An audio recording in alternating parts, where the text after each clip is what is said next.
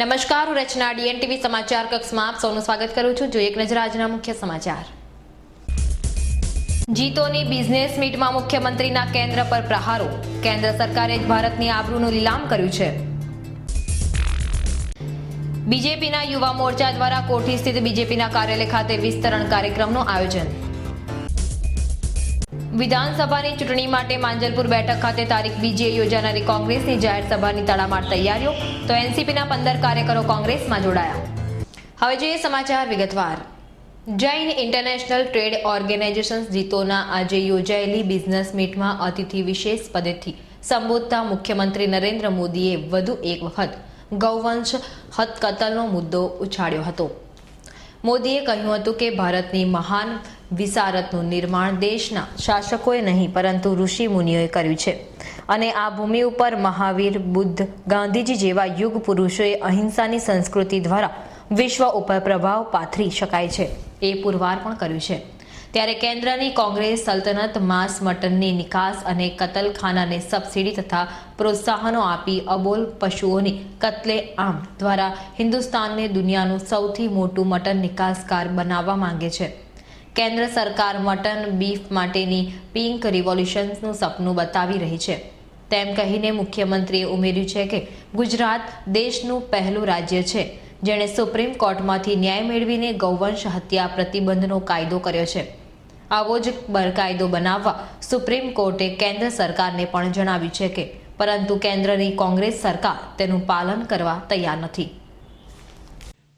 आप कल्पना कर सकते हो कि 21वीं सदी के प्रथम दशक के बाद कोई ऐसा भी दिन आता है जब इस देश के 19 राज्य अंधेरे की चपेट में आ जाते हैं। 70 करोड़ जनसंख्या 48 घंटों तक बिजली उनको उपलब्ध नहीं है। अस्पताल में आधा ऑपरेशन हुआ है, बिजली डूल। ट्रेन रास्ते में रुकी पड़ी है, बिजली डूल। मां बीमार है, पंखा चल रहा है, बिजली डूल। बच्चों को एग्जाम है, बिजली डूल। 21वीं सदी में 48 घंटे तक इस देश का 80% हिस्सा अंधेरे में डूब जाए। सारी दुनिया ने भारत के खिलाफ इतनी निंदा की जिसकी आप कल्पना नहीं कर सकते हो। और मेरा सदनसीब देखो कि कम नसीब देखो, मुझे समझ नहीं आता है कि जितने आर्टिकल लिखे गए उस पर लास्ट पैराग्राफ और लिखा गया, लेकिन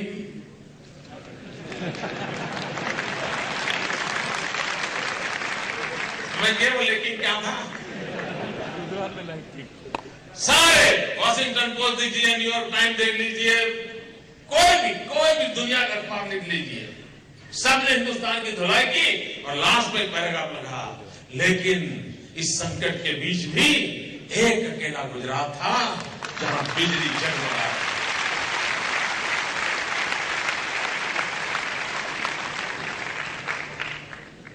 मित्रों, मुझे पीड़ा होती, मुझे इससे आनंद नहीं आता है। मेरे देश की इतनी बुराई हो 21वीं सदी के कालखंड में। भाइयों बहनों, हम भ्रष्टाचार कई प्रकार के सुने हैं, चोरी के हर प्रकार के हथकंडे सुने हैं। साइकिल चोरी सुनी है, मोटर कार चोरी सुनी है, किसी का मोबाइल फोन चोरी हो गया सुना है। इस देश के किसानों ने हरित क्रांति की, ग्रीन रिवॉल्यूशन किया। गुजरात के किसानों ने व्हाइट रिवॉल्यूशन किया। और पूरे देश और दुनिया में हम व्हाइट रिवॉल्यूशन के कारण जाने गए, श्वेत क्रांति, दूध की क्रांति के लिए। लाल बहादुर शास्त्री ने जय जवान जय किसान का नारा दिया, पूरा देश का किसान खड़ा हो गया और पूरे देश के किसानों ने तय किया कि हिंदुस्तान का पेट भरने का सामर्थ्य इस उर्वरा भूमि में है, हम अपना पसीना बहाएंगे और ग्रीन रिवॉल्यूशन करके दिखाएगा। लेकिन भाइयों बहनों, दिल्ली में बैठी हुई वर्तमान सरकार का क्या सपना है मालूम है आपको? आपको जानकर के हैरानी होगी। उनके लिए श्वेत क्रांति का महत्व नहीं है, उनके लिए हरित क्रांति का महत्व नहीं है, न ग्रीन रिवॉल्यूशन चाहिए, न व्हाइट रिवॉल्यूशन चाहिए। उन्होंने मकसद बनाया है पिंक रिवॉल्यूशन। पिंक रिवॉल्यूशन गुलाबी क्रांति। ये गुलाबी क्रांति क्या है मालूम है? जब पशु को काटते हैं उस मांस का कलर आपने देखा होगा, जैनियों ने तो नहीं देखा होगा, टीवी पे देखा होगा, वो गुलाबी होता है। और इसलिए दिल्ली में बैठी हुई सरकार का सपना है कि हम हिंदुस्तान में पिंक रिवॉल्यूशन करेंगे। આગામી તારીખ 31 ઓક્ટોબરના રોજ વિસ્તરણ યોજના અંતર્ગત ગાંધીનગર મુકામે ટાઉન હોલ ખાતે ગુજરાતના મુખ્યમંત્રી નરેન્દ્ર મોદી જાહેર સભા સંબોધશે અને ત્યારબાદ દાહોદ ખાતે વડોદરા જિલ્લાના 51 યુવકો વિસ્તરણ યોજનામાં જોડાશે।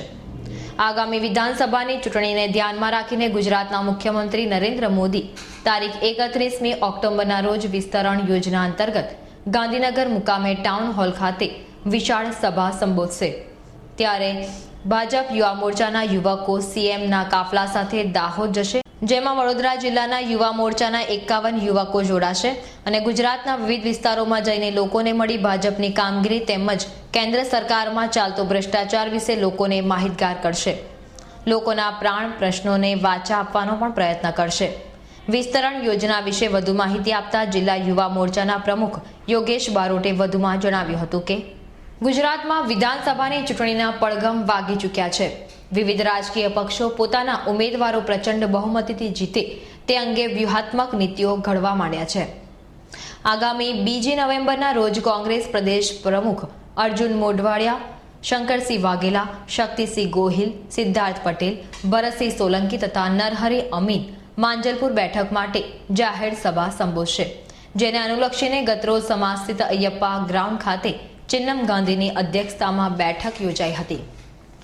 ગુજરાત રાજ્યમાં યોજાનારી આગામી વિધાનસભાની ચૂંટણીને અનુલક્ષીને વિવિધ રાજકીય પક્ષોમાં રણનીતિ તૈયાર થઈ રહી છે। આજ રોજ એનસીપીના મહામંત્રી નિશાંત રાવલ, ઉપપ્રમુખ દીપેશભાઈ જૈન સહિત 13 આગેવાનો કોંગ્રેસમાં જોડાયા હતા। આજ રોજ કોંગ્રેસ પાર્ટીમાંથી મોટી સંખ્યામાં આગેવાનો હોદ્દેદારો ભારતીય રાષ્ટ્રીય કોંગ્રેસ વડોદરામાં જોડાયા હતા। તેઓ આજે કોંગ્રેસ ઓફિસ ખાતે કોંગ્રેસ પક્ષના સભ્ય તરીકે નોંધણી પણ કરાવી હતી। શહેર પ્રમુખ, વિરોધ પક્ષના નેતા તેમજ આગેવાનોને કોંગ્રેસમાં જોડાવા બદલ ખૂબ ખૂબ અભિનંદન પાઠવ્યા તેમજ કોંગ્રેસના આગેવાનોને તેઓનું ઉષ્માભર્યું સ્વાગત પણ કર્યું હતું। કમિટી મેમ્બર્સ, મુખ્ય કમિટી મેમ્બર્સ એનસીપી બરોડા શહેરના અને 200 થી 250 જેવા ટેકેદારો અને કાર્યકરો સાથે આજે અમે કોંગ્રેસ પાર્ટીમાં વિધિવત રીતે જોડ્યા છે।